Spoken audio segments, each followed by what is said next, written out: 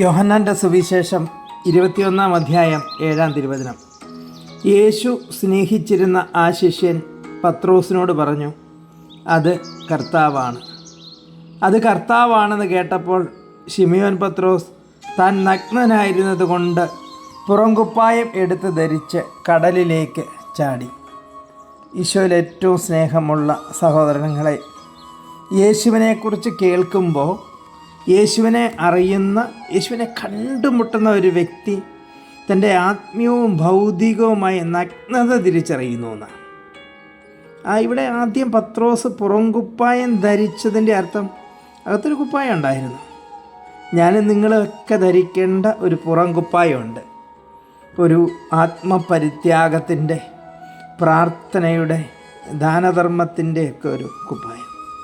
മത്തായിയുടെ സുവിശേഷം 25 അധ്യായം 31 മുതൽ 46 വരെയുള്ള തിരുവചനത്തിൽ നമ്മൾ കാണുന്നുണ്ട്, ദൈവിക കൽപ്പനകൾ മാത്രം പാലിച്ച ഒരാൾ നിത്യജീവനിലോ സ്വർഗത്തിലോ പോകത്തില്ല. ശരിക്കും അതൊരു വഴി മാർഗം നമ്മളെ സഹായിക്കുന്നു എന്ന് മാത്രമേ ഉള്ളൂ. അതിൻ്റെയൊക്കെ അപ്പുറം മറ്റുള്ളവരോട് കാണിക്കുന്ന നമ്മുടെ ആർദ്രത, മറ്റുള്ളവരോടുള്ള നമ്മുടെ സ്നേഹം, നമ്മൾ കരുണയുള്ളവരാണോ, ധർമ്മം ചെയ്യുന്നവരാണോ? പത്രോസ് കടലിലേക്ക്, വെള്ളത്തിലേക്ക് ചാടിയെന്ന് പറയുന്നു. ഒരു കഴുകി ശുദ്ധിയാക്കൽ, ഒരു ജ്ഞാനസ്നാനം, ഒരു വീണ്ടും ജനനം എൻ്റെ നിങ്ങളുടെയൊക്കെ ജീവിതത്തിൽ ആവശ്യമാണ്. ഞാൻ രക്ഷിക്കപ്പെട്ടെന്നും ഞാൻ ദൈവത്തിൻ്റെ കൂടെയാണെന്നും ദൈവം എൻ്റെ ഒപ്പം ഉണ്ടോ എന്നൊക്കെ നമ്മൾ പറയുമ്പോഴും നമ്മുടെ മനസ്സിൽ ആരോടെങ്കിലും വിദ്വേഷമോ വെറുപ്പോ പകയോ കുറ്റാരോപണമോ കോപമോ ഒക്കെ ഉണ്ടോ എന്നുള്ളതാണ്.